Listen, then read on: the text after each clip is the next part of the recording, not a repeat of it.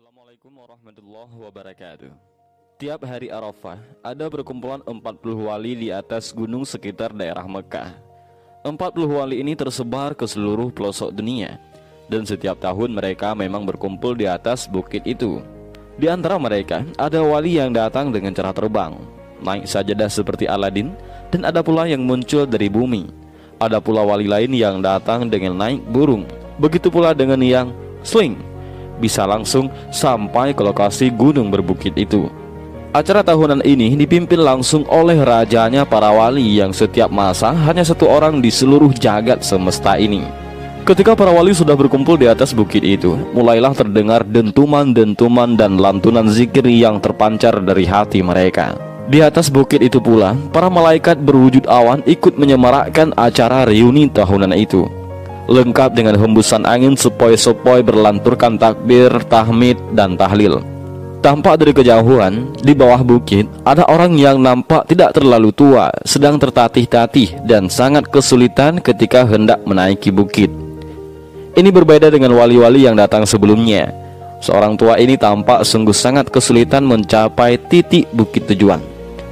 Dengan tongkatnya, dia berusaha melewati bebatuan yang terjal dan berliku. Kadang harus berhenti sebentar untuk mengatur pernafasannya, lalu beranjak menaiki bukit lagi. Setelah sampai di puncak, gemuruh nafas orang tua ini makin nampak tersengal kecapekan. Pakaiannya biasa, yakni jubah putih kecoklatan dan nampak agak kotor. Walaupun kelelahan, wajahnya selalu tersenyum. Dari wajahnya bisa dikatakan orang ini tidak gampang lian, tawadhu dan sopan. Para wali yang sedang berkumpul pun menghentikan aktivitas setelah melihat kedatangan orang tua ini. Suasana tiba-tiba hening. Satu persatu para wali menyelami orang ini dengan penuh hormat dan ta'zim. Ahlan wa sahlan ya Habiballah ya Sultanul Aulia, ucap mereka. Ternyata orang yang tampak biasa sekali ini adalah rajanya para wali. Keramat dan kesaktiannya seakan tidak ada sama sekali, tak nampak sebagai raja. Tolong panggilkan Paidi. Are Indonesia itu suruh ke sini, ucap sang Sultanul Aulia kepada para wali. Di sela-sela kerumunan para wali, muncullah seorang pemuda dengan jas layaknya tentara dan peci hitam yang agak tinggi. Dari wajahnya terlihat kalau Paidi ini pemuda yang kocak. Sambil cengar-cengir, pemuda ini mendekati sang Sultanul Aulia dan mencium tangannya. Setelah wali Paidi ini menghadap, sang Sultanul Aulia berkata kepadanya, "Paidi, sini. Aku minta rokoknya dan tolong sekalian masak air, buatkan kopi." Hehehe, ternyata wali yang kemana-mana membawa rokok dan kopi hanya wali dari Indonesia. Sehabis dari pertemuan di Mekah, wali Paidi kembali lagi ke Indonesia. Ia ingin mencoba ilmu yang baru saja didapat dari temannya yang juga seorang wali dari India, namanya Nasir Khan. Ilmu itu disebut sebagai ilmu melipat bumi. Teman wali Paidi ini memang terkenal sakti. Seluruh biksu di India tidak dapat menandingi kesaktiannya. Bahkan biksu dari Tibet banyak yang masuk Islam setelah kalah bertarung dengan Nasir Khan ini. Ketika berangkat ke Mekah, wali Paidi nunut temannya dari India ini. Wali Paidi hanya disuruh menggandeng tangannya. Lalu tiba-tiba, sling, Paidi dan temannya yaitu Nasir Khan sudah berada di Mekah, di atas bukit tempat pertemuan rutin itu. Dan karena kasihan, wali Nasir Khan ini mengijazahkan ilmu melipat bumi kepada wali Paidi, supaya di acara pertemuan-pertemuan yang akan datang dia tidak repot mencari tebengan lagi. Wali Paidi mencoba memejamkan matanya, dan mulutnya mulai komat kamit membaca doa-doa khusus. Tiba-tiba tubuh wali Paidi terasa dingin. Bumi yang didudukinya terasa seperti es. Wali Paidi membuka matanya, dan tampak di depannya sebuah bukit yang tertutup es. Lalu dia melihat ke bawah. Ternyata bumi yang didudukinya juga terbuat dari es. Di manakah aku ini? Batin wali Paidi. Wali Paidi berdiri, melihat sekelilingnya. Semuanya tampak putih tertutup salju. Wali Paidi kemudian berjalan mengitari tempat yang belum pernah dilihat selama hidupnya. Sepi, tiada orang sama sekali. Lamat-lamat wali Paidi mendengar ada orang yang bersenandung membaca selawat.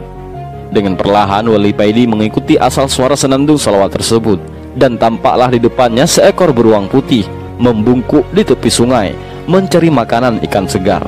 Masya Allah, ternyata yang bersenandung itu bukan manusia, tapi beruang putih itu. Wali Paidi berhenti. Beruang putih itu menoleh kepada Wali Paidi dan berkata kepadanya, "Assalamualaikum," ucap beruang itu. "Waalaikumsalam," jawab Wali Paidi dengan penuh perasaan, kaget dan heran. "Kamu Wali Paidi ya? Aku tadi dapat kabar kalau nanti ada orang yang kesasar ke sini. Namanya Wali Paidi," terang beruang itu. Setelah memakan ikan yang baru didapat, sang beruang putih itu melanjutkan dan berkata lagi, "Kamu jangan khawatir, memang sudah biasa. Orang belajar itu tidak bisa langsung menguasai ilmu yang baru didapatnya. Cobalah sekali lagi," kata beruang tersebut, lalu pergi meninggalkan Wali Paidi.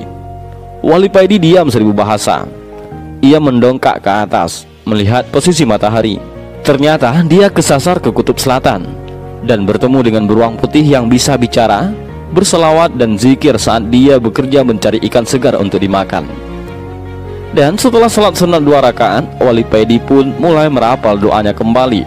Dan seling, entah sampai mana lagi dia selanjutnya. Setelah membaca doa, memejamkan mata, Wali Paidi kembali membuka mata. Dan betapa kaget, di sekelilingnya tiba-tiba banyak orang berlarian memakai baju gamis selutut serta bersorban. Tampak di tangan mereka senjata. Terdengar suara bising peluru berseliweran.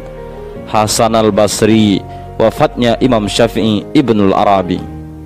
"Aduh, kesasar lagi aku ini. Tadi ke kutub selatan, sekarang kesasar lagi ke Afghanistan. Kok tak kesasar ke Hollywood saja sih?" Wali Paidi mengamati salah satu pasukan yang semuanya berjenggot panjang. Ia tersenyum sendiri melihat jenggot mereka. Di negara yang dikuasai Taliban ini, polisi memang tidak melakukan operasi helm, tapi jenggot. Jika ada laki-laki yang tidak berjenggot, maka kena tilang. Wali Paidi berdiri berjalan mencari tempat yang agak sepi. Ia tidak suka dengan peperangan, dan karena itulah dia langsung memutuskan pergi saja. Setelah menemukan tempat sepi, Wali Paidi mulai merapal doa-doa ilmu melipat buminya lagi. Perlahan Wali Paidi membuka matanya. Tampak di depannya sebuah rumah yang terbuat dari kayu, layaknya rumah para transmigran di luar Pulau Jawa. Tak lama kemudian keluar seorang tua berpeci putih dengan baju takwa dan bersarung, melambaikan tangan, memanggilnya. Wali Paidi teringat dengan orang tua satu ini. Beliau adalah Habib Ali Al-Habsyi dari Pahang, Johor, Malaysia, yang kemarin juga ikut pertemuan di Mekah. Dan Masya Allah, ternyata aku masih kesasar lagi, batin Wali Paidi. Ia melangkahkan kaki mendekati Habib Ali Al-Habsyi. Wali Paidi teringat beberapa tahun yang lalu ketika Said Maliki dari Mekah mau berkunjung ke Nadlem Habib Ali ini. Ceritanya, dalam perjalanan ke Malaysia kala itu, Said Muhammad Al-Maliki tiba-tiba kangen berat dan sangat terhadap datuknya, baginda Nabi Muhammad SAW. Setelah sampai di depan Nadlem, Habib Ali hanya menyuruh masuk Said Maliki, sedangkan rombongan yang lain disuruh menunggu di luar. Beberapa menit kemudian, Said Maliki keluar berurai air mata. Said Maliki menangis terseduh-seduh. "Sudah terobati kangenku," ucap Said Maliki di tengah air mata tangisan rindu yang belum usai. Ternyata, ketika Said Maliki masuk ke Nadlem Habib Ali itu, beliau dipertemukan oleh Habib Ali dengan baginda Nabi Muhammad SAW. Dan subhanallah, "Mari masuk nak, jangan melamun saja," ucap Habib Ali. "Inggih mbah," jawab Wali Paidi, lalu melangkah mendekati Habib Ali. Setelah mencium tangan beliau, Wali Paidi masuk ke Nadlem. "Kamu memang tidak bakat dengan ilmu melipat bumi itu, nak Paidi. Jadi nanti tidak usah dicoba lagi. Kamu naik pesawat saja dari sini ke Indonesia," kata Habib Ali. "Inggih mbah. Siapa tahu nanti ketika kamu naik pesawat bertemu dengan Mulan Jamila yang kamu gondrungi itu," goda Habib Ali. Hahaha. Wali Paidi hanya bisa tertawa mendengarnya. Setelah makan bersama, Wali Paidi pun pamit pulang. Habib Ali menepuk-nepuk pundak Wali Paidi, mengantarnya keluar dari Nadlem. "Ingat perintah Sultan, nak Paidi. Setelah sampai ke rumah, segeralah ke Gunung Arjuna untuk berkhawat di sana." "Inggih bah." Wali Paidi beranjak pergi ke bandara, naik pesawat menuju pulang ke Indonesia. Setelah beberapa hari di Indonesia, Wali Paidi ini berencana melakukan suluk nyepi ke gua di Gunung Arjuna sesuai perintah Sang Sultanul Aulia. Wali Paidi mulai berkemas untuk berangkat ke Gunung Arjuna. Berpres-pres rokok sudah disiapkan, mulai di samsu, gudang garam dan jarum sudah lengkap. Tidak ketinggalan kopi satu black juga dibawanya. Setelah sampai di kaki Gunung Arjuna, Wali Paidi mulai mendaki mencari gua yang dimaksud oleh Sang Sultanul Aulia. Pada hari yang ketujuh sejak pendakian, Wali Paidi akhirnya menemukan gua tersebut. Gua itu mulutnya kecil, tertutup ilalang, tapi di dalamnya luas. Di pojok kiri ada sumber mata air dan di pojok kanan ada batu yang menyerupai meja yang kemungkinan oleh yang punya gua ini dulu dipakai untuk sholat. Wali Paidi menaruh barang bawaannya di sebelah batu yang mirip meja tersebut dan pergi menuju mata air untuk mandi dan berwudu. Ketika mandi, hati Wali Paidi ini dengan sendirinya berzikir dengan cepat dan otomatis. Pengetahuan ruhani Wali Paidi semakin bertambah. Hatinya berbunga-bunga tanpa dapat ia cegah. Nur bisorohnya semakin terang benderang. Setelah berwudu, Wali Paidi melakukan sholat di atas batu yang mirip meja itu. Beratus-ratus rakaat tanpa terasa telah berlalu, dan Wali Paidi baru sadar ketika terdengar ayam berkokok. Wali Paidi pun turun dari batu menuju tempat perbekalannya untuk membuat kopi dan duduk santai sambil merokok. Panci sudah dikeluarkan dan rokok di Samsu refill sudah disiapkan. Tapi alangkah kagetnya Wali Paidi ini ketika mencari korek tidak ada. Ia keluarkan semua isi tasnya, tetapi tetap saja korek tidak ditemukan. Waduh, ciloko iki. Wali Paidi bergumam sendiri. Dia melihat kopi satu black yang aromanya begitu harum dan berpres-pres rokok berbagai merek tergeletak di samping kopi. Wes muspro kabeh iki, kok bisa koreknya nggak ke bawah? Kata Wali Paidi mulai kesal. 1-2 hari dilalui Wali Paidi ini tanpa kopi dan rokok. Dan pada hari yang ketiga, Wali Paidi mulai tidak tahan. Hatinya semeblak ketika melihat kopi dan rokok yang terkulai tak berguna. Wali Paidi mulai membaca hizib. Semua hizib ia kerahkan. Dan setelah membaca Asy-Syafa' 3 kali, Wali Paidi ini mengusapkan telapak tangannya pada matanya. Dan biar seluruh alam jin dan makhluk halus lainnya tampak sangat jelas. Terlihat oleh Wali Paidi segerombolan jin di luar gua sebelah kiri, kira-kira 10 meter dari mulut gua. Wali Paidi mendatangi bangsa jin yang terdekat dengan gua tersebut. Gerombolan jin yang melihat Wali Paidi datang tampak ketakutan. Ada yang punya korek api? Tanya Wali Paidi kepada bangsa jin. Kami tidak punya, jawab mereka. Wali Paidi langsung mengobrak-abrik tempat para jin tersebut. Para jin tersebut lari tunggang lunggang dan banyak sekali yang terluka. Selanjutnya, setiap tempat yang ada jin ditatangi oleh Wali Paidi ini. Dan kalau ditanya jawabannya tidak punya korek, maka Wali Paidi ini langsung mengobrak-abrik tempat tersebut. Gemparlah seluruh bangsa jin di Gunung Arjuna melihat sepak terjang Wali Paidi ini. Seluruh desa dan kota dari kerajaan jin di Gunung Arjuna ini telah diobrak-abrik oleh Wali Paidi. Nama Wali Paidi menjadi terkenal, menjadi momok yang menakutkan di kalangan bangsa jin. Dan akhirnya tibalah Wali Paidi ini di pusat kerajaan bangsa jin. Ketika sampai di gerbang kerajaan, Wali Paidi disambut oleh 2 prajurit yang memang oleh raja mereka diperintahkan untuk menyambut Wali Paidi dan mengantarkan kepadanya. Tampak wajah-wajah yang ketakutan di wajah prajurit ini melihat Wali Paidi. Dengan suara tergagap-gagap, prajurit ini mempersilahkan kepada Wali Paidi untuk masuk istana dan menemui raja mereka. Dalam istana, Raja Jin yang bernama Ismoyo ini sudah menunggu kedatangan Wali Paidi. Setelah Wali Paidi masuk istana, Raja Ismoyo ini langsung turun dari singgasana menyambut langsung Wali Paidi dan mempersilahkan Wali Paidi untuk duduk di sampingnya. Dengan agak takut, Raja Ismoyo ini bertanya, hamba dengar Tuan Wali telah membuat geger kerajaan hamba. Tuan telah mengobrak-abrik seluruh wilayah kerajaan tanpa ada yang sanggup melawan Tuan. Apakah gerangan yang Tuan cari sehingga Tuan murka begini? Mungkin hamba bisa membantu. Wali Paidi menjawab, aku mencari korek. Apakah ada yang punya? Seluruh prajurit tegak menunggu jawaban raja mereka. Senjata pedang dan tombak sudah mereka pegang dengan erat, bersiap kalau-kalau ada hal yang tidak diinginkan. Seluruh prajurit tegang menunggu jawaban raja mereka. Senjata pedang dan tombak sudah mereka pegang dengan erat, bersiap kalau-kalau ada hal yang tidak diinginkan. Keringat yang berbau kemenyan keluar dari pori-pori prajurit Raja Jin, yakni Raja Ismoyo. Suasana tegang masih sangat terasa. Saking tegangnya, ada prajurit yang terkencing-kencing di celana. Tuan Wali, buat apakah korek tersebut kalau hamba boleh tahu? Tanya Raja Ismoyo.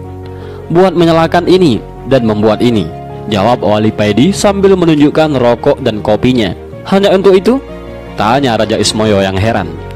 Iya, hanya untuk ini, jawab Wali Paidi singkat.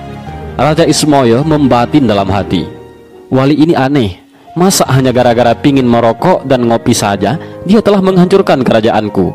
Dasar Wali Semprul. Namaku Paidi, bukan Wali Semprul, sahut Wali Paidi. Ah, Maaf Tuan, ternyata Tuan bisa membaca isi hati hamba. Raja Ismoyo mulai takut dan heran. Terus, gimana? Sampaian punya korek apa tidak? Tanya Wali Pedi lagi.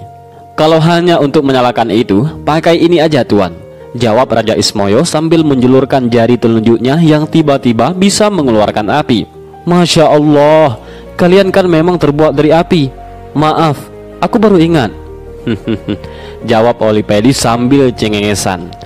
Wali Pedi mendekati Raja Ismoyo, mengeluarkan sebatang rokok di Samsu refillnya dan mulai menghisap rokoknya.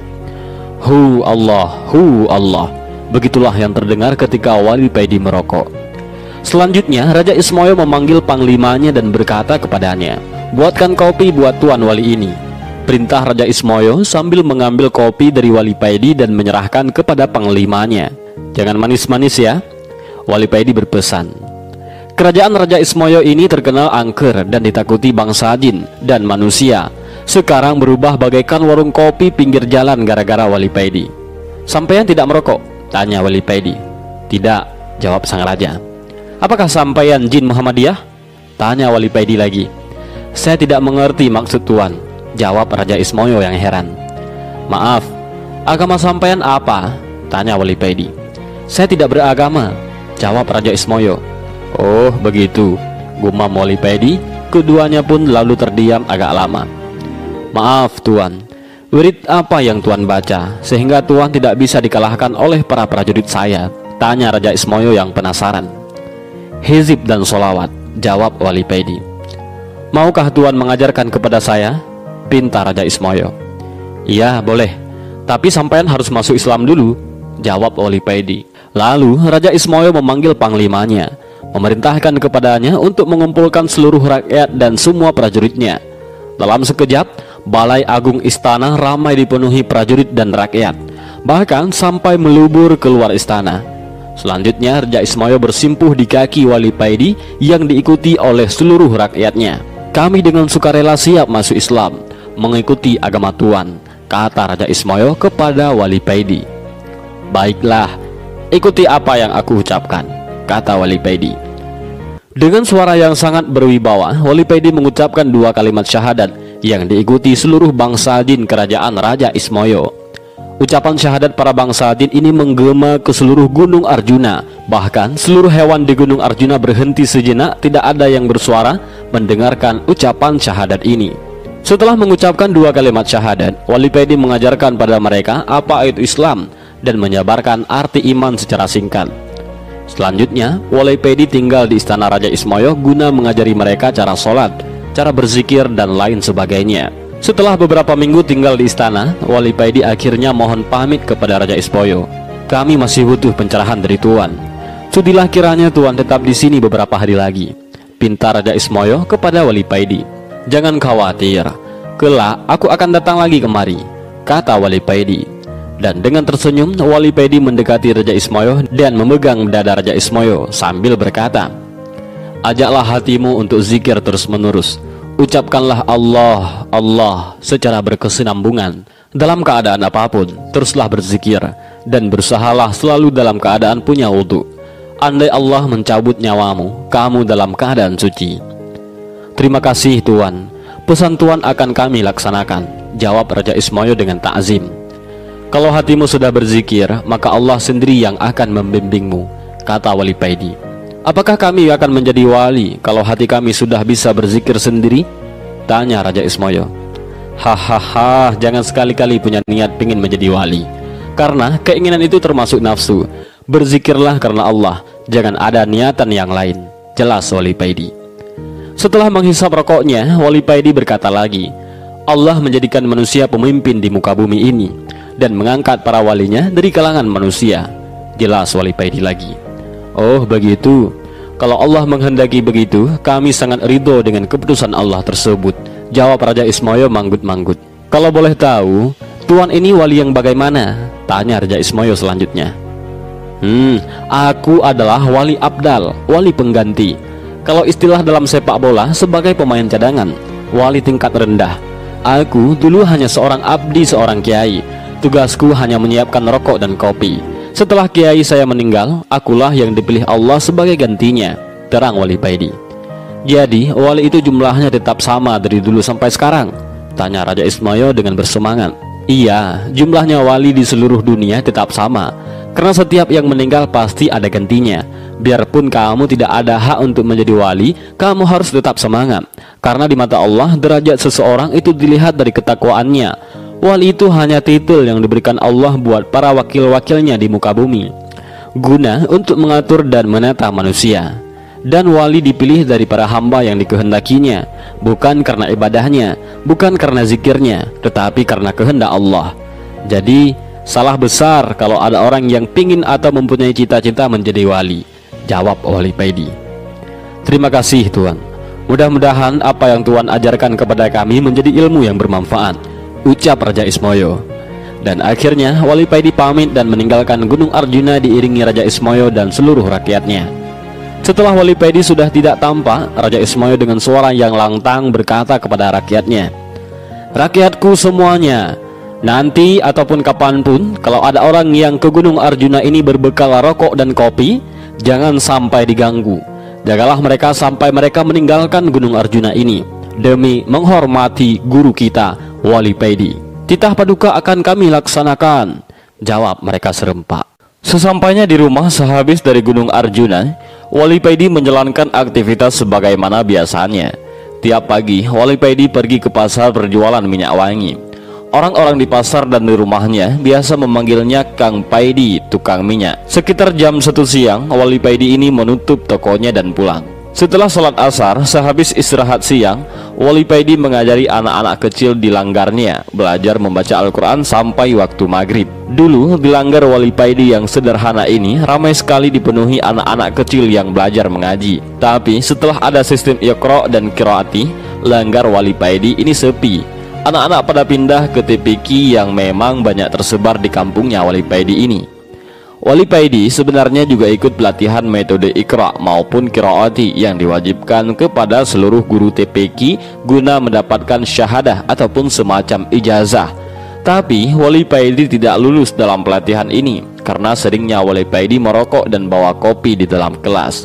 Jadinya di langgar Wali Paidi ini metode yang digunakan tetap memakai metode lama, yaitu metode Baghdadi. Karena bagi guru TPQ yang tidak punya syahadah tidak boleh mengajar dengan memakai metode Iqra maupun Qiraati. Dan lama-kelamaan murid-murid Wali Paidi habis. Tinggal 5 anak saja yang tetap mengaji di langgarnya Wali Paidi. Orang tua dari kelima murid Wali Paidi ini tetap mempercayakan anaknya ke Wali Paidi ini disebabkan masalah ekonomi. Mereka adalah orang-orang miskin yang tidak mampu membelikan seragam TPQ dan buku terhadap anak mereka. Daripada tidak mengaji, mereka tetap menitipkan anak-anaknya kepada Wali Paidi. Karena di langgar Wali Paidi ini tidak ada tarikan uang, mereka bebas dari biaya apapun.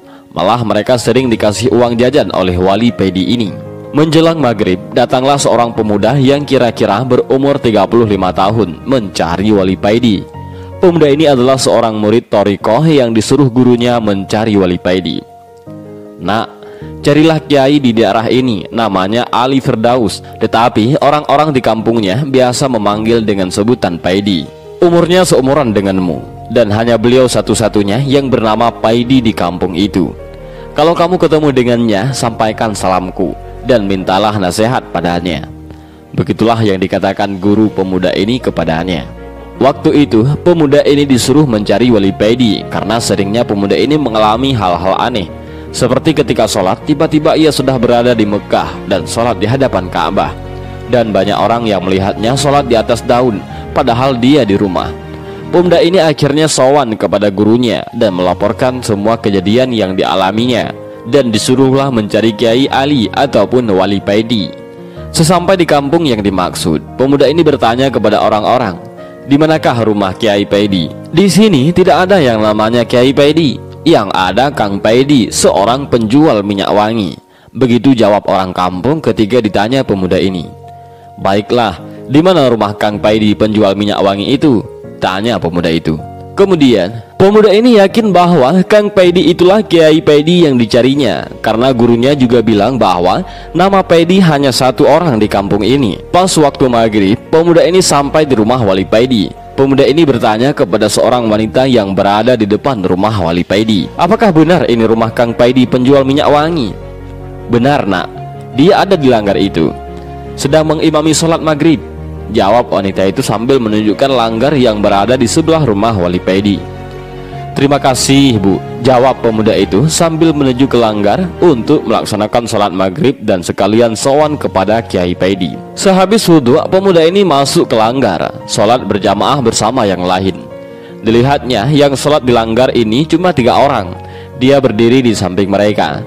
Ketika pemuda ini mendengar surat Al-Fatihah yang dibaca Wali Paidi, hati pemuda ini menjadi galau karena Wali Paidi ini ketika membaca huruf Ain menjadi Ang, Rabbil Alamin menjadi Rabbil Ngalamin. Gimana mau khusyuk dan diterima sholatnya? Wong bacanya aja sudah keliru. Apakah tidak salah gurunya menyuruhnya sowan kepadanya? Gumam pemuda ini dalam hatinya. Setelah salam dan melakukan wirid seperti biasa pada umumnya, Wali Paidi ini melanjutkan dengan sholat sunnah.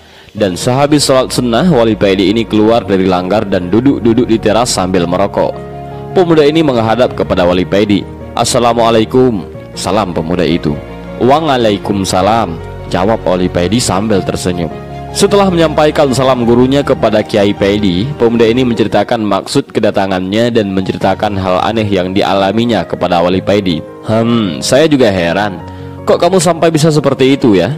Mengalami hal-hal yang menakjubkan. Padahal sholat kamu tadi aja masih sibuk ngurusi tajwid daripada ingat kepada Allah, kata Wali Paidi kepada pemuda ini. Seketika pucatlah wajah pemuda ini, dan dalam hatinya pemuda ini berkata, Masya Allah, ternyata gurunya tidak salah mengenai kiai muda ini. Pemuda ini semakin menundukkan kepalanya di hadapan Wali Paidi ini. Pemuda santri thariqah ini hanya diam, tidak berani berkata banyak di depan Wali Paidi. Suasana jadi hening, hanya terdengar suara Wali Paidi yang menghisap rokoknya. Monggo kopine Kang, dan ini rokoknya. Wali Paidi menawarkan kopi dan rokok di samsunya. Iya, terima kasih. Setelah menyeruput kopinya, pemuda ini mengeluarkan rokoknya dan menyalakannya. Gimana kabarnya Mas Kiai Mursyid? Tanya Wali Paidi. Alhamdulillah baik-baik saja, jawab pemuda ini. Nanti sehabis sholat insya, kamu zikir aja di musola sini. Kalau nanti kamu tiba-tiba berada di tempat yang asing, kamu baca la haula wala quwata illa billah 3 kali, pesan Wali Paidi.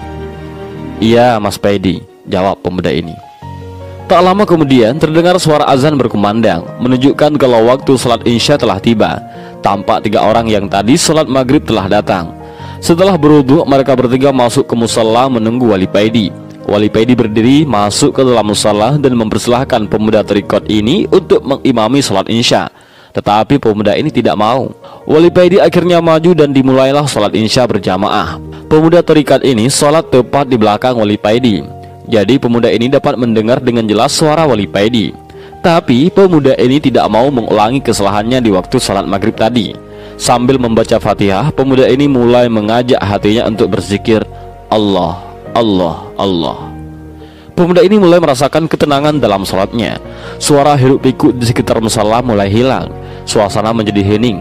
Yang terdengar hanya suara Wali Paidi dan suara hatinya yang berzikir. Lama-kelamaan suara Wali Paidi yang tadinya cemplang dan terdengar tidak bertajwid berubah menjadi sangat merdu dan sangat fasih. Suara dan bacaan Wali Paidi bagaikan suara dan bacaan Imam Masjidil Haram. Setelah mendengar salam, barulah pemuda ini seakan tersadar kembali ke dunia. Setelah membaca wirid seperti pada umumnya, Wali Paidi mundur, melaksanakan salat sunnah 2 rakaat. Setelah salat, Wali Paidi mendekati pemuda thariqah ini. Sampaian di sini saja, dan mulailah berzikir seperti yang sampaian lakukan, kata Wali Paidi. Iya Mas Paidi, jawab pemuda ini singkat. Ingat pesan saya tadi, kata Wali Paidi lagi. Pemuda ini mengangguk.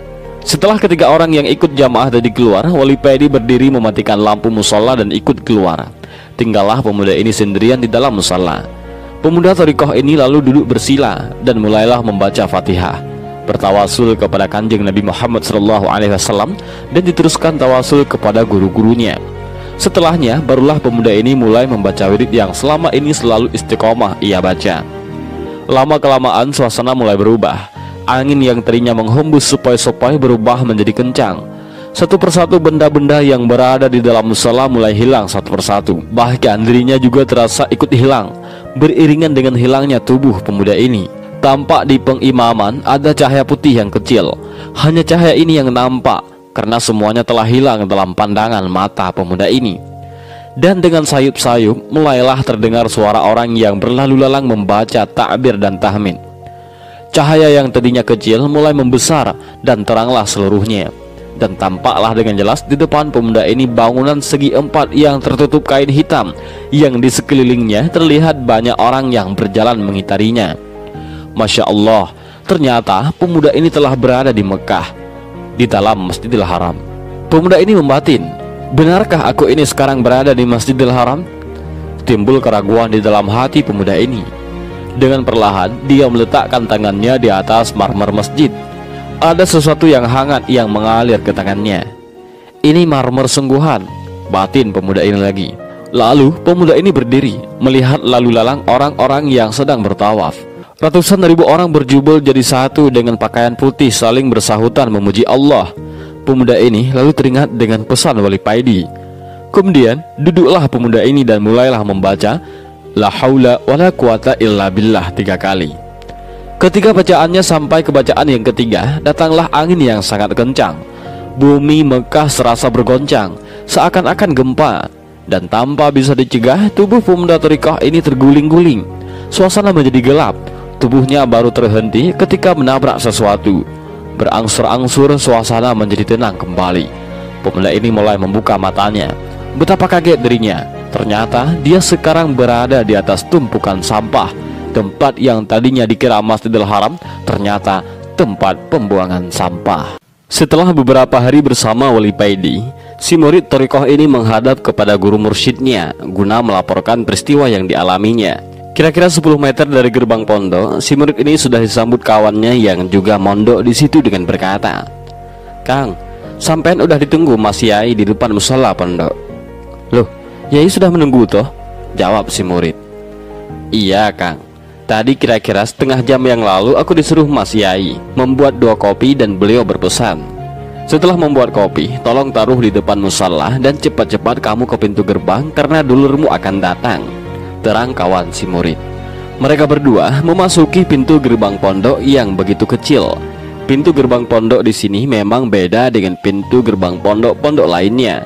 Pintu gerbang di sini cuma 1 daun pintunya dengan ukuran 1 meter kali 2 meter, terbuat dari kayu yang dilapisi seng. Kalau ada orang yang tidak pernah ke pondok ini, pasti tidak tahu pintu gerbangnya. Pernah dulu abahnya Mas Yai ini mau merenovasi pintu gerbang ini dengan membuatnya agak lebar dan diperbagus. Tapi malamnya abahnya Mas Yai ini mimpi bertemu Mbah Yai yang mengatakan, "Nak, jangan dipugar pintu gerbang itu. Biarlah seperti itu saja. Biarlah orang mengira kalau di sini tidak ada pondok." Setelah mimpi tersebut, Abah Yai urung merenovasi pintu gerbang pondok. Setelah melewati pintu gerbang pondok, si murid dan kawannya ini melihat Mas Yai sudah duduk sambil merokok di depan musala pondok dan di depannya ada 2 cangkir kopi. Si murid mengucapkan salam kepada Mas Yai. "Assalamualaikum." "Waalaikumsalam," jawab Mas Yai. Setelah mencium tangan gurunya, si murid ini duduk di depan Mas Yai, sedangkan kawannya pergi tidak mau ikut duduk dengannya karena yang dipanggil Mas Yai bukan dia. Dan inilah salah satu adab sang murid. Setelah menceritakan pengalamannya, si murid ini bertanya kepada guru mursyidnya, "Yai, ketika sholat dulu saya mendengar bacaan Wali Paidi itu tidak sempurna, tapi lama-kelamaan suara Wali Paidi ini berubah menjadi sempurna dan sangat merdu. Apa maksud semua itu?" Setelah menghisap rokoknya dalam-dalam, Mas Yai ini berkata, "Kamu kan jelas pernah mendengar kata Nabi, bau mulut orang yang berpuasa itu wangi bagaikan minyak kasturi di hadapan Allah. Ketika kamu mendengar suara Kang Paidi itu menjadi merdu, sesungguhnya kuping yang kamu pakai untuk mendengar itu kupingnya Gusti Allah. Kalau kupingmu sendiri yang kamu pakai, maka terdengar seperti itu. Jadi terdengar tidak sempurna menurutmu. Tapi di hadapan Allah, bacaan Kang Paidi ini begitu merdu. Begitu juga dengan bau mulut orang yang berpuasa. Akan tercium sangat busuk kalau menciumnya itu dengan hidung kita sendiri." Si murid bertanya lagi, "Apakah Kang Paidi ini juga orang thariqah?" "Iya, dia murid abahku. Kang Paidi ini sebelum masuk thariqah perilakunya sudah sangat berthariqah. Kalau kamu melihat tingkah polanya yang aur-auran itu hanya untuk menutupi kesejatian dirinya. Setahu saya, Kang Pedi ini orangnya tidak punya suudzon kepada orang lain, kepada siapapun orangnya, baik anak kecil maupun maling. Kang Pedi ini tetap husnuzon. Inilah salah satu kelebihan Kang Pedi, jawab Mas Yai. Tapi mengapa bukan Yai sendiri yang mengatakan kepada saya kalau selama ini tempat yang saya kira Makkah itu sebenarnya tempat pembuangan sampah? Tanya si murid itu. Haha, itu memang tugas Kang Pedi. Dan lagi, tempat pembuangan sampah itu kan dekat dengan musala Kang Pedi. Kalau aku yang menunjukkan, kamu akan bingung berada di mana. Sedangkan TPA itu jauh dari sini. Di tempat lain, Wali Pedi sedang kedatangan seseorang tamu yang ingin sekali bisa berangkat haji. Kang, saya ingin sekali bisa berangkat haji. Tolong saya dikasih amalan yang bisa membuat saya berangkat haji, pinta orang tersebut. Saya tidak bisa. Coba sampaian minta kepada Yai yang lebih mengerti soal itu. Saya ini orang bodoh, jawab Wali Pedi. Tidak Kang, saya tidak keliru karena saya bermimpi kalau sampaianlah yang bisa menunjukkan jalan tersebut, bantah orang tersebut. Baiklah, kalau sampaian memaksa, sehabis sholat subuh sampaian baca surat Yasin sebanyak 7 kali. Kalau ada apa-apa sampaian kesini lagi, jawab Wali Pedi. Setelah orang tersebut membaca selama 1 bulan tapi tidak terjadi apa-apa, orang ini kembali kepada Wali Pedi. Tidak ada apa-apa Kang, kata orang yang kepingin haji ini. Kalau begitu, bacaan surat Yasinnya ditambah surat Waqiah sebanyak 7 kali. Nanti kalau ada apa-apa sampaian kesini lagi, kata Wali Pedi. Setelah dibaca selama 1 bulan, surat Yasin dan surat Waqiah ini tetap tidak mengeluarkan tanda-tanda. Akhirnya orang ini kembali lagi ke Wali Pedi. Masih belum ada tanda apa-apa Kang, kata orang yang kepingin haji. Wali Pedi terdiam dan memejamkan matanya sebentar. Selanjutnya dengan mantap dia berkata kepada orang tersebut, kalau begitu tambah lagi dengan surat tanah, pasti sebentar lagi sampaian akan berangkat haji. Hahaha, orang yang kepingin haji ini tertawa terbahak-bahak mendengar jawaban Wali Pedi. Anu Kang, katanya para kiai, haji itu tidak hanya ibadah rohani saja, tetapi juga ibadah jasadi, terutama ibadah dengan hondo ataupun duit, jawab Wali Pedi dengan mimik serius tapi terlihat lucu. Wali Pedi menyusuri jalan, pergi tanpa arah dan tujuan. Dia hanya berjalan dan berjalan, lupa makan dan minum. Wali Pedi ingin menghindari orang-orang yang mulai tahu kedudukannya. Mulai banyak orang yang sekarang memanggilnya Gus, memanggilnya Kiai, bahkan ada yang terang-terangan memanggilnya Sang Wali. Kehidupan Wali Pedi sekarang tampak ramai. Ada saja orang yang memerlukan bantuannya, soal jodoh, soal penglaris, dan ada juga yang hanya meminta barokah dan doa. Dan yang paling berat, ada yang meminta diakui sebagai murid. Wali Pedi merasa terusik. Dia kepingin merasakan kehidupannya yang dulu. Orang-orang hanya mengenalnya sebagai penjual minyak wangi dengan pengajar alifan-alifan di musola kecilnya. Dan sekarang banyak orang yang berlomba-lomba pingin membangun musolanya. Wali Pedi pingin menghindari itu semua. Dia jengah akan semua pujian yang dialamatkan pada dirinya, lebih-lebih akan datangnya malaikat yang mengunjunginya baru-baru ini. Wali Pedi mulai memasuki hutan belantara. Dia berjalan terus dan berhenti ketika dia melihat di depannya ada sungai. Dia mendekati bibir sungai. Dilihatnya airnya yang begitu jernih. Dia menunduk dan mulai membasuh tangan dan mukanya. Lalu Wali Pedi memperbaharui wudhunya.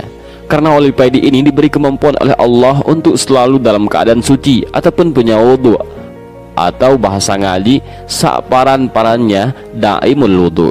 Setelah wudhu, Wali Pedi baru sadar kalau ada orang yang agak jauh di sampingnya. Orang itu sedang memancing. Wali Pedi mendekati orang itu. Dia merasa orang itu bukan orang sembarangan. Melihat wajahnya dan tiba-tiba saja hati Wali Pedi semakin tentram ketika melihat orang ini. Wali Pedi mau mengucapkan salam, tapi kedahuluan orang tersebut. Assalamualaikum Kang Pedi, ucap orang itu. Waalaikumsalam. Kalau boleh tahu siapakah Anda? Tanya Wali Pedi keheranan. Untuk saat ini namaku Syukron Fahmi, jawab orang itu. Wali Pedi terdiam. Dia hanya menunduk memikirkan jawaban orang tersebut. Dan tiba-tiba saja sikap Wali Pedi berubah dengan sendirinya tanpa ia sadari. Wali Pedi bersikap seakan menghadapi gurunya. Kang Pedi, sampean tidak seharusnya menghindari itu semua. Pujian-pujian itu adalah ujian buatmu. Ujian yang berupa pujian itu lebih berat dari penghinaan. Allah mau meningkatkan derajat sampean, ucap orang itu. Wali Paidi semakin menunduk. Ternyata orang yang sedang memancing ini tahu akan keadaan dirinya. Kang Paidi, dengan menghindari pujian-pujian itu sama saja sampean menafikan kekuatan Allah, karena sampean merasa tidak mampu, padahal Allah lah yang memberi kekuatan, kata orang itu lagi. Wali Paidi hanya bisa diam dan semakin menunduk. Air mata mulai meleleh dari matanya. Ingat, la haula wala quwata illa billah. Merasa mampu dan merasa tidak mampu itu tidak boleh. Itu sudah syirik khafi bagi orang setingkat sampean. Karena Allah yang memberi kekuatan, Allah meliputi segalanya. Wali Paidi menangis sesugukan. Dia yakin orang yang di depannya adalah Nabiullah Khidir. Dia ingin bersalaman dengannya untuk memastikannya. Setelah menangisnya agak reda, Wali Paidi mengangkat wajahnya dan mau bersalaman dengan orang itu. Tapi orang yang mengaku bernama Syukron Fahmi sudah hilang dari hadapannya. Setelah bertemu sosok yang mengaku bernama Syukron Fahmi, Wali Paidi masih terdiam dalam duduknya. Masih terngiang-ngiang ucapan sosok misterius yang mengunggah jiwanya itu. Wali Paidi berdiri membersihkan tempat duduknya dan mulai melaksanakan sholat. Setelah salam, Wali Paidi berdiri lagi dan melakukan sholat lagi. Begitu terus sampai malam, kira-kira sekitar jam 9 malam. Wali Paidi berhenti dan melanjutkan dengan melakukan wirid. Dia duduk bersila, memusatkan pikirannya, membuang jauh-jauh pikiran-pikiran tentang dunia, menggerakkan hatinya untuk berzikir sir. Dan entah berapa lama hal ini terjadi. Dan kemudian Wali Paidi merasakan alam di sekitarnya begitu hampa, tidak ada suara. Semua yang berada di sekitarnya jadi hitam gelap gulita. Wali Paidi seakan menjadi udara yang hampa dan bergerak mengitari alam yang hitam pekat ini. Setelah berkeliling, tampak di depannya ada dua sosok manusia yang sedang duduk seperti duduknya orang tahiyat. Dan berdiri di samping keduanya sosok berjubah putih yang bercahaya. Lamat-lamat Wali Paidi mengenali salah satu sosok yang duduk di depannya tersebut. Tidak salah lagi, beliau adalah Imam Ghazali, mujtahid Islam, batin Wali Paidi. Lalu Wali Paidi melihat sosok baju putih itu maju ke depan dan berkata kepada sesuatu yang di depannya, sesuatu yang tidak terlihat. Gusti, bagaimana menurut jenengan terhadap kedua kekasihmu ini, yakni Nabi Musa dan Al-Ghazali? Tanya sosok putih itu. Lalu ada suara yang mengatakan, Musa dengan izinku bisa menghidupkan orang yang telah mati, tapi aku lebih suka dengan Al-Ghazali karena dia dengan izinku pula bisa menghidupkan hati hamba-hambaku yang telah mati, banyak menghilangkan kebodohan dan membuka jalan buat hamba-hambaku untuk lebih mengenalku. Lalu ketiga sosok itu samar-samar hilang dari pandangan Wali Paidi. Lalu lamat-lamat terdengarlah azan subuh. Sedikit demi sedikit alam mulai terlihat kembali. Setelah sholat, Wali Paidi bangkit dan kembali pulang. Pada hari itu, Wali Paidi berpenampilan lain dari biasanya. Beliau tampil gaul sekali, memakai sepatu, celana jeans, dan kaos oblong. Walaupun semua pakaiannya ini pemberian dari adik Mas Kiai Mursyid yang kebetulan buka toko pakaian distro.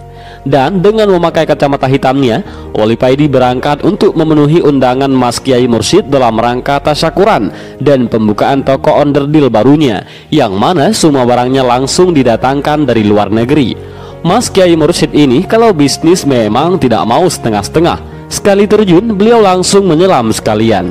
Sekitar jam 9 pagi, Wali Paidi sudah sampai di toko Mas Kiai Mursyid. Tampak terop yang mewah yang tidak begitu besar berada di depan toko. Di bawah terop sudah berjajar rapi kursi yang terbungkus kain putih yang sebahagian besar sudah terisi. Di depan terop ada geladak kecil yang juga tertutup kain putih, yang di atasnya ada karpet merah, yang di sebelah kirinya ada piano semacam elektron, musik barat slow rock yang berkumandang mulai awal acara. Yang unik, ada sebagian tamu yang datang memakai kopiah dan sarung, sedang tamu lainnya berpakaian ala eksekutif muda. Memang Mas Kiai Mursyid ini mengundang seluruh pelaku bisnis di dalam kota dan sebahagian dari luar daerah. Mas Kiai Mursyid ini menyeting acara pada pembukaan tokonya ini dengan model seperti acara pembukaan toko onderdil pada umumnya, tidak seperti acara yang biasa dilakukan seorang kiai di kalangan pesantren. Apalagi Mas Kiai ini adalah seorang mursyid. Wali Paidi tidak langsung duduk di tempat acara, tetapi langsung menuju dapur umum mencari kopi. Setelah dapat kopi, Wali Paidi duduk di pojok toko, mengeluarkan sebatang rokoknya sambil menunggu kedatangan Mas Kiai Mursyid. Sambil menyodot rokok Masna Wasula Sawaruba, Wali Paidi mengawasi semua tamu yang datang. Wali Paidi tersenyum kecil ketika melihat kekikukan para tamu yang memakai kopiah dan sarung itu. Mereka tampak rikuh duduk dikelilingi para tamu yang berpenampilan beda dari mereka, dan di tempat yang acaranya tidak diduga oleh mereka sebelumnya. Dari arah belakang datanglah seorang pemuda yang penampilannya seperti Wali Paidi ini, menghampiri dan duduk di samping Wali Paidi. Pemuda ini adalah adik Mas Kiai Mursyid. Udah lama, Kang? Tanya pemuda ini setelah mereka bersalaman. Enggak, barusan aja datang, jawab Wali Paidi. Sebelum Wali Paidi bertanya soal tamu yang berkopiah dan sarungan itu, adik Mas Kiai Mursyid sudah menjelaskan kepada Wali Paidi tentang mereka. Anu Kang, sebenarnya Mas Kiai Mursyid meminta bantuan kepada Kiai Ahmad untuk mendatangkan santri-santrinya untuk datang ke sini guna membantu bahagian akomodasi ataupun bahagian angkat-angkat meja. Tetapi terjadi salah paham. Ternyata yang dikirim Kiai Ahmad ke sini adalah para ustadz dan penggede thariqah. Dikiranya Mas Kiai Mursyid mengadakan acara kumpulan thariqah. Jadinya ya seperti ini. Adik Mas Kiai Mursyid menjelaskan kepada Wali Paidi. Oh begitu toh ceritanya, jawab Wali Paidi. Tidak lama kemudian datanglah Mas Kiai Mursyid dengan bercelana jin yang diiringi cewek-cewek cantik yang berpakaian minim, tampak seksi-seksi dan mulus-mulus. Mereka ini para sales promotion girl yang didatangkan Mas Kiai Mursyid untuk mengisi di acara pembukaan tokonya ini. Para tamu bertepuk tangan menyambut kedatangan Mas Kiai Mursyid ini, kecuali para tamu yang berkopiah dan sarungan. Mereka hanya melongo dan terheran-heran melihat tingkah dan gaya Mas Kiai Mursyid ini, memakai jeans dan dikelilingi cewek-cewek cantik. Di hati sebahagian para penggede-penggede thariqah ini mulai timbul keraguan atas kemursyidaan Mas Kiai ini. Dan memang para penggede-penggede thariqah ini sebagian besar dulunya adalah murid abahnya. Setelah acara seremonial dimulai dan peresmian atas dibukanya toko onderdil ini sudah dilakukan, tibalah waktunya hiburan. Musik mulai mengalun lagi, dan yang lebih menggemparkan, Mas Kiai Mursyid ini tampil di panggung mini berjoget ria bersama para sales promotion girl yang berjumlah 15 orang ini. Para penggede-penggede thariqah semakin melongo melihat mursyid mereka yang berjoget dan bersenda gurau dengan para sales promotion girl yang rata-rata cantik dan seksi ini. Wali Paidi hanya tersenyum melihat tingkah dan gaya Mas Kiai Mursyid. Wali Paidi melihat di antara sales promotion girl ini ada satu yang wajahnya sangat mirip dengan Mulan Jamila. Wali Paidi hanya membatin, ada-ada aja Mas Kiai Mursyid ini. Tiba-tiba Mas Kiai Mursyid ini turun dari panggung mini dan menghampiri Wali Paidi. Selanjutnya menggandeng tangan Wali Paidi, ditarik ikut dan diajak joget di atas panggung mini. Dan Mas Kiai Mursyid ini menggandengkan Wali Paidi dengan cewek yang wajahnya mirip dengan Mulan Jamila itu. Ketika Wali Paidi memegang tangan cewek yang sangat mirip Mulan Jamila ini, detak zikir jantung Wali Paidi semakin kencang. Dari tangan cewek ini terdengar kalimat Ya Latif, Ya Latif, Ya Latif. Dan dari tubuh si cewek ini keluar kalimat Ya Jamal, Ya Jamal, Ya Jamal. Dari seluruh anggota badan si cewek ini mengeluarkan kalimat-kalimat Asmaul Husna.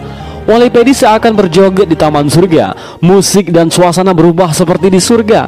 Bunga-bunga yang indah bermunculan di sekitar taman harum semerbak wangi. Wali Paidi berjoget, berputar-putar mengikuti alunan musik yang begitu indah. Wali Paidi baru tersadar ketika mendengar suara Mas Kiai Mursyid. Wes Kang, ayo balik ke dunia lagi. Jangan di surga terus. Ini acara jualan onderdil belum selesai. Hehehe. Sehabis dari acara peresmian toko Mas Kiai Mursyid, Wali Paidi pamit pulang. Sebenarnya uang Wali Paidi ini sudah habis, sama sekali dikasihkan kepada tamu-tamu Mas Kiai Mursyid yang bersarung dan berpeci itu sebagai uang kaget. Kaget atas acara yang begitu menghebohkan. Mas Kiai Mursyid yang tahu kalau Wali Paidi ini kehabisan uang malah menggodanya. Ketika Wali Paidi pamit padanya, Kang, duit sampean kan masih banyak, jadi aku wes nggak usah nyangoni. Ini garam aja sampean bawa, ucap Mas Kiai Mursyid.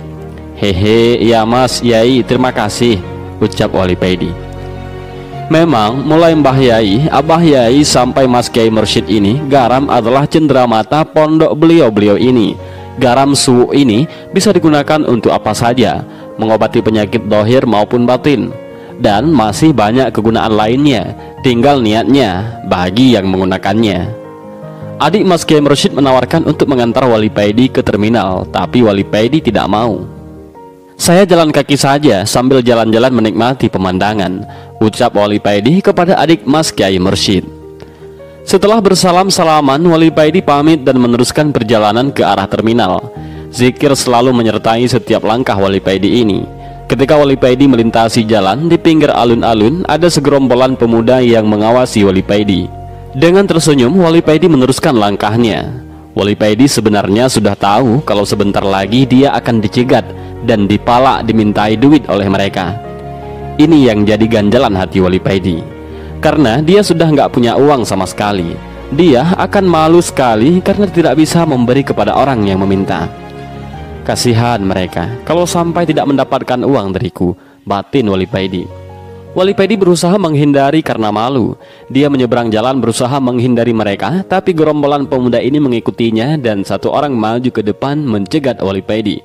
"Duit, serahkan duitmu, ayo cepat," ucap pemuda itu yang rupanya pemimpin kelompok ini. Wali Paidi dengan tersenyum membuka kacamata hitamnya dan melihat satu persatu para pemuda gerombolan ini. Di kaos pimpinan gerombolan ini ada simbol hati yang bersinar yang bertuliskan. Mereka yang melihat Wali Paidi yang begitu tenang menjadi keder, dan mereka heran melihat ketenangan dan tampak tidak ada ketakutan sama sekali di wajah Wali Paidi. "Mohon maaf yang sebesar-besarnya, aku tidak punya uang sama sekali. Maaf, aku membuat kalian kecewa. Uang..."